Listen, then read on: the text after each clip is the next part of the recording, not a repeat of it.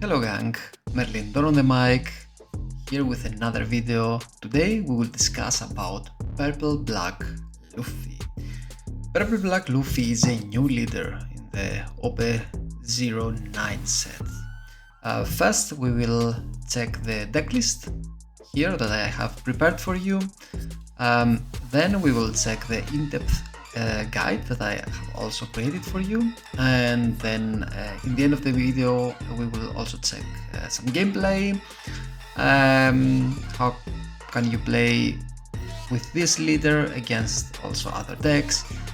Spoiler alert, the leader is not that strong yet, and I'm saying yet because the ability of the leader is not bad at all. It just needs the right support, and I think at the moment and with the current meta decks, it's not that strong when you play against them using this leader. But anyhow, it's a fun deck and you can totally win your locals playing this deck. So let's start with the deck list and what this leader does. So this is the Monkey D. Luffy, 4 life leader, 5k attack. You attach 1 don to the leader and then all of your characters gain +1 cost. So it is not that easy to KO them. Or you can also say your opponent needs extra resources in order to KO your characters. And on your turn, once per turn, when 2 or more Dawn cards are returned to your Dawn deck from the play, then you get to set 1 Dawn as active and 1 Dawn back as rested, which is great. That means that you can do -2 and then you get both of these Dawns back, and not only that, but one of them is also active. So for example, if you use Top Knot, you do -2 and you get 2 Dawns back, one of them active. That means that this card costs now 1 Dawn to play and not 2. So let's go to the deck. First card, Mr. 2, Bone Clay Bentham.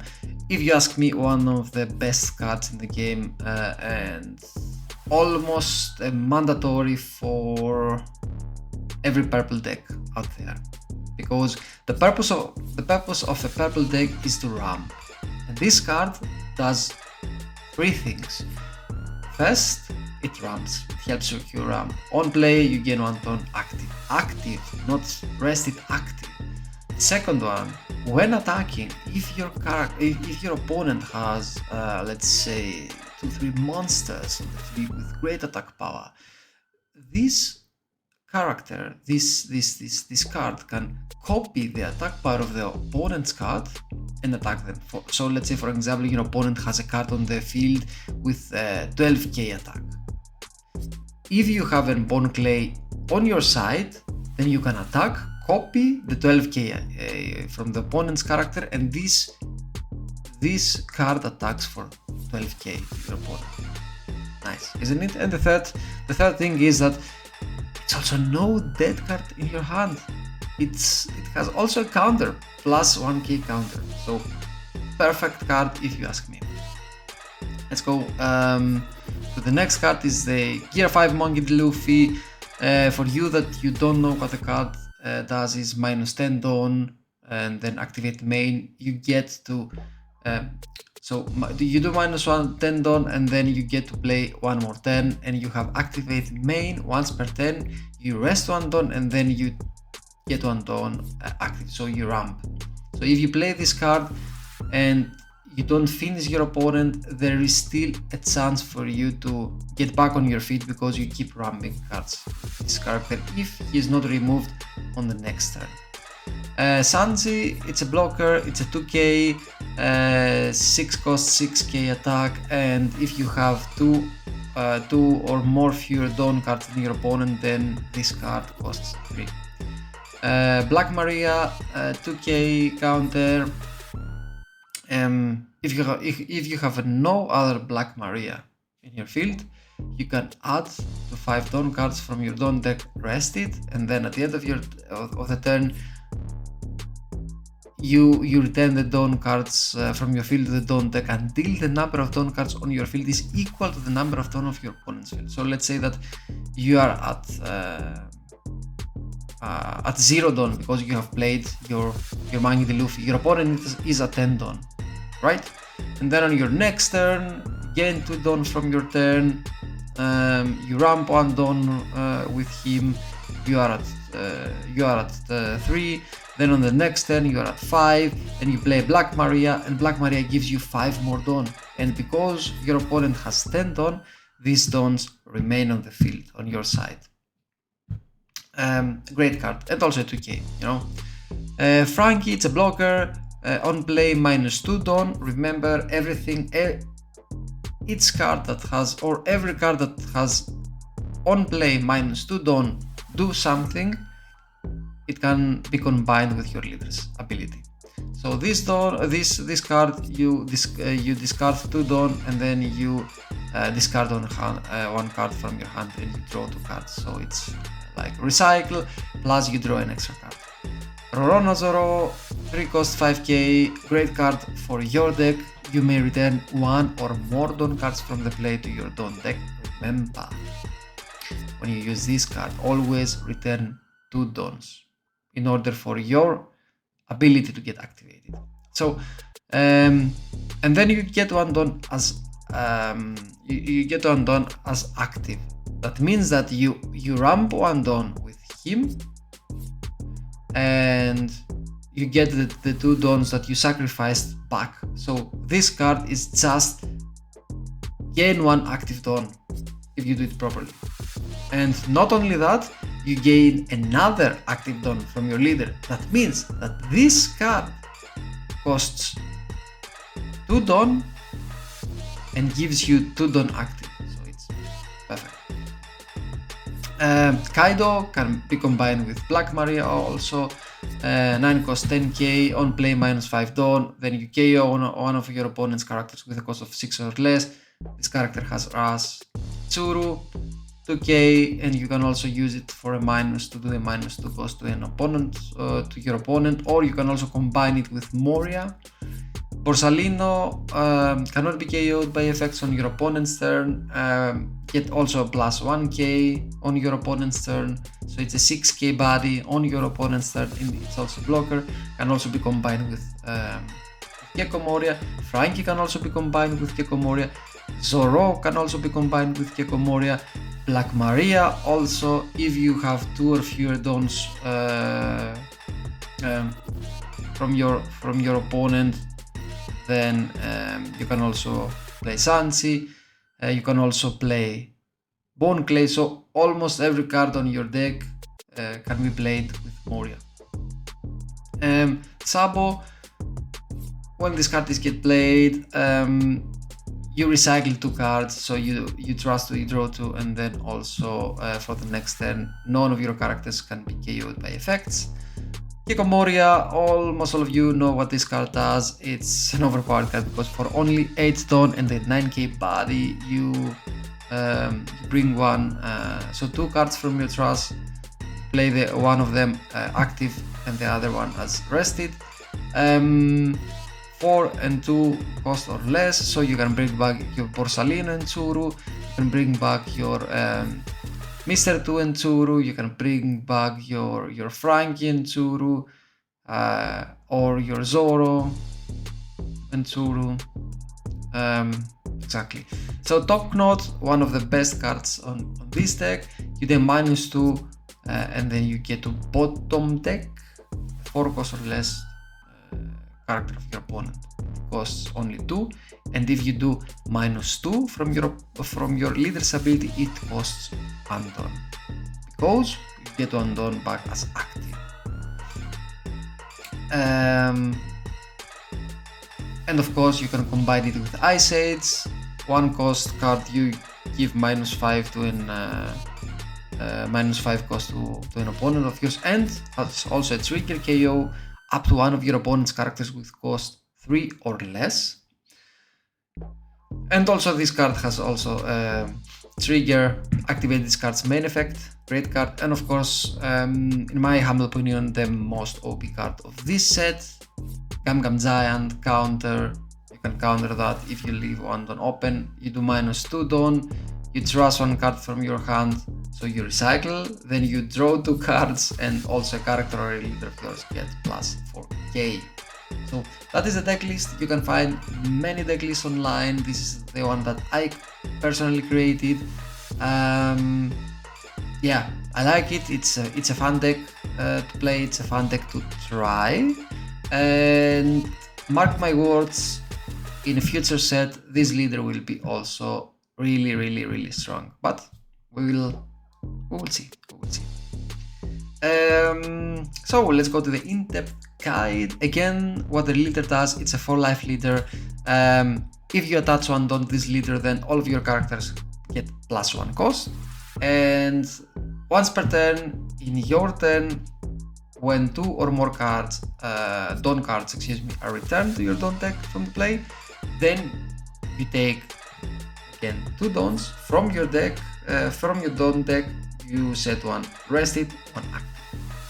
So if you play something with that does -2, you remove 2 Dawns and then you get both of them back, one of them as active. On your starting hand, what are you looking for? You're looking for your Zoro. It's one of the, or let me say it, it's the best possible card that you can play as your first card, because you ramp, you establish a body, it's a dead card in your hand anyway because it has no counter. Great card, and can also be combined with your leader's ability. So you play it for 3, but you get 1 active Dawn back, and you ramp 1 active, so yeah, it costs, let's say, 2 Dawn to play. Pawn Clay, of course, because again you ramp, you establish a body, a great body on the field that can also copy your enemies, and excuse me, you can also search for the top knot, because it's one of your best removal cards in this deck. So let's see, generally when you are between 1 and 3 Dawn, you don't have many cards to play, you just play your Zoro.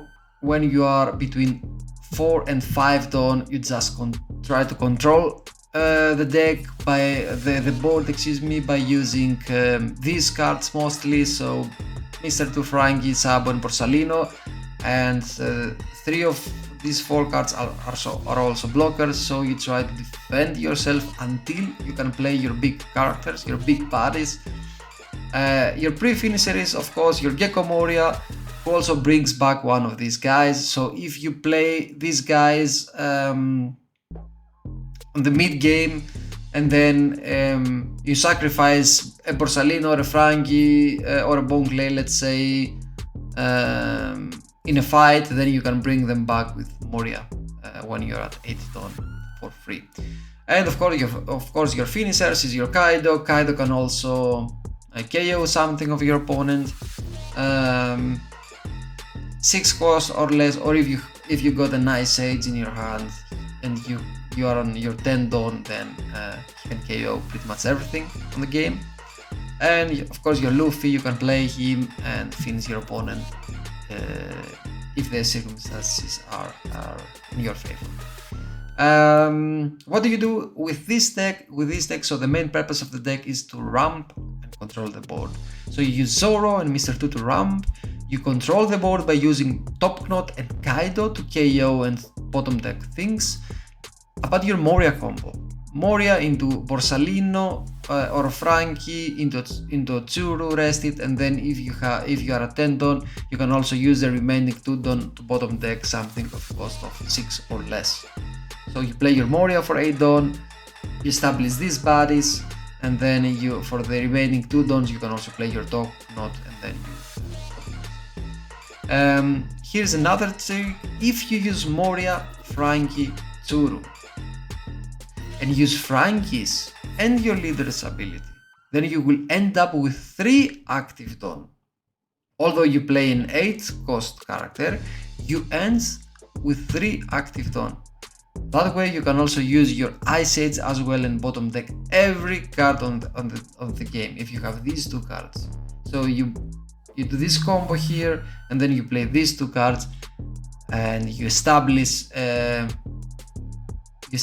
many cards on the field, and you can also bottom deck, not KO, bottom deck a huge party. So it doesn't matter what it is.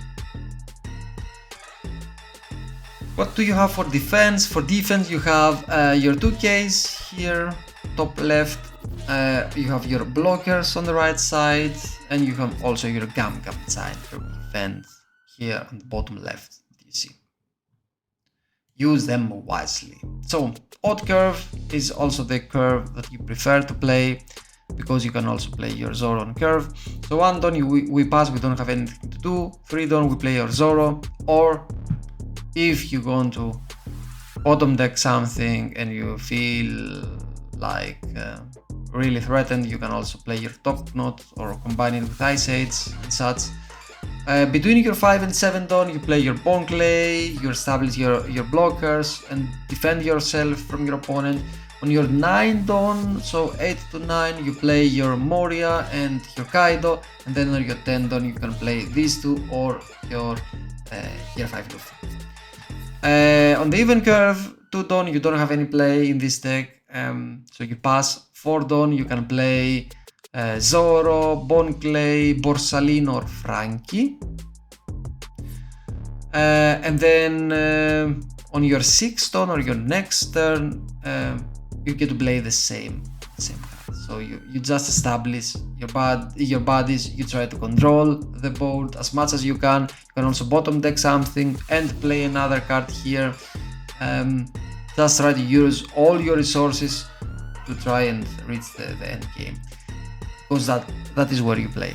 That's your play. Your end game is where you are good at. On your 8 Dawn, Moria, and then on your 10 Dawn you play your Kaido and Luffy, and finish up the game. So this is pretty much it. Let's go and check some games. So let me see, and also change the speed to double speed, and let's go. So we play against Arpu Luffy. Let's see what happened here. He started the game, we were at 2 Dawns, we didn't have anything to play, then he's on 3.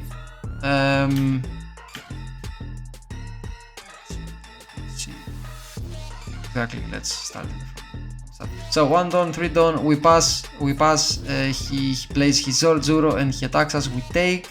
We are at 4 Dawn. We don't want him to ramp. This is crucial here when you play against Arpu Luffy. So we bottom deck with top knot, and this is what I told you before. This card costs 2 Dawn and it makes you to -2 Dawn. But by using our leader's ability, we take both of these Dawn back, and one of them is active. So I played the card with 2 that costed 2 Dawns, and now I have 3 remaining. Great, isn't it? So I bottom deck his Zoro, and then I establish my Zoro. By doing so, because I have already used my leader's ability, I don't do -2 Dawn. I do only -1, but I get to get 1 back as active. Then I attach it to my leader and I attack this Arpu Luffy, because he's also at 6k, so 6k body. And now we got a Zoro on the field, so he attacks us with 8. We don't take, we want to stay healthy, and we have some 2ks on, some spare 2ks on our hand, and we want also to start establishing some trust. Then he plays again Zoro, again we bottom deck that, again we use our leader's ability and we attack him 6-6. And we also establish here a Borsalino, so another body. Then he trusts, unfortunately, our Borsalino. He's immune to KO effects, but not when your opponent trusts something. Now we get our Mr. 2, so we play our Mr. 2, we play our Sabo to recycle our cards, we are still healthy at 2, we have 4 bodies on our field, but we don't have any finisher, and he's now at Tendon. He's now Tendon, he attacks us, we counter that, because we don't know what to expect here, maybe a 10-cost Luffy or something like that. Then we counter the next one as well. We want to stay healthy here because we have only active characters. Then he play a Rush character, and now it's like he has one Don open for a Gum Gum Giant maybe. So what we do here is we attack him for 7k. His leader, he manages to counter that. Then again for 9k we try to bring him to bring him at 0 life. So again we attach the remaining Don to Sabo, we attack him, and then we use our Mr. 2 to copy his Luffy and attack him, and we win. Because don't forget guys that decks like Arpu Luffy, they might seem intimidating because they have a 6k leader, but they break also because these decks are dependent on their new gates, on their kids, to buff their leader even more. And in that case he didn't do that, and he also bluffed with the open Dawn because he didn't have a Gum Gum Giant here. We did, but we won here because I didn't have a finisher in my hand. I couldn't do anything about his 2 characters. So in situations like that, you weigh your options, and yeah, what can I say? Just go for it, like I did here. Let's check now a game against Shanks. Shanks is another meta deck. So we go fast here. He passes, we play our Zoro, we do the leader ability, we gain 1 active Dawn, we attack, and then he uses this annoying effect to KO our Zoro, or Zoro, I don't know what it is exactly.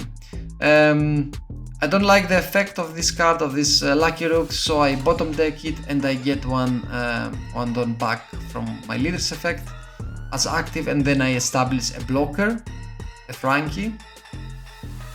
We have our Moria, we have our Kaido, we have another blocker here, which is great. So he attacks us here for 5k. It's like, okay, you know what, I will take that because I also want some more cards, and to see also what my options are here. I play here Black Maria to so that I can play my Kaido next turn and get back my Dons. I play Frankie, I use my leader's ability, and then I attach the remaining Don to my leader. I attack him, 6k. He takes. He's now at 3, 6, 8 Don. We have our blocker, we have our Black Maria ready, we have our Kaido. Unfortunately he plays another Marco here and he KOs our Black Maria. Then we counter the first one, we take the second one, but we have 2 Gum Gum Giants, so it's fine by me if I have these Gum Gum Giants. Then I play my Moria into Frankie, into Tsuru. I do this ability of Frankie, so I get an active Dawn back. I have already told you about that, guys. I attack him with 6k and I leave 1 Dawn open for my Gum Gum Giant. He plays his Shanks on his 10 Dawn. Now it doesn't look that great for us, but counter the first one, counter the second one, counter the third one, and final hit from Shanks. I was like, okay, now we either defend ourselves with a blocker, or we take and then we just go for game next turn. So in situations like that. So I blocked that because I was like, okay, I have another Gum Gum Giant. Maybe I can defend myself for another attack. Now I'm at Tendon, and I want here to see what I can do, what are my options now. So I play Kaido, KO one of his Marcos. He does not play the Marco again. That tells me that he either does not have an event or he wants to keep the events.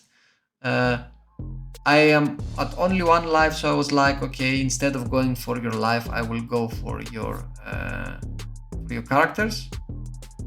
This is exactly what I do. So I kill him as well. I'm still healthy. I still have a Gum Gum Giant.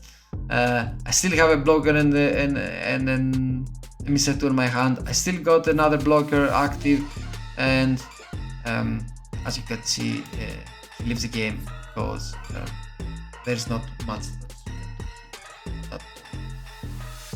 And for the last game, let's see a match against Luffy. So we started this game. We didn't have any Zoro, so we played on our second turn our Kamazo. Then he played. Oh, excuse me. This is not the right game. This is Luffy. So this is the right game. So now we are with the right leader here again. Let's see. That's against the Robin, and it's also a pretty quick game if I'm not mistaken. Let's see. Exactly. So we go first. He goes second. Has nothing to do. We play Black Maria and we wait because we have a Kaido. He attacks us. I was like, okay, you can have it, fine by me. Then I play my first blocker and recycle some cards and also attack him. He counters that.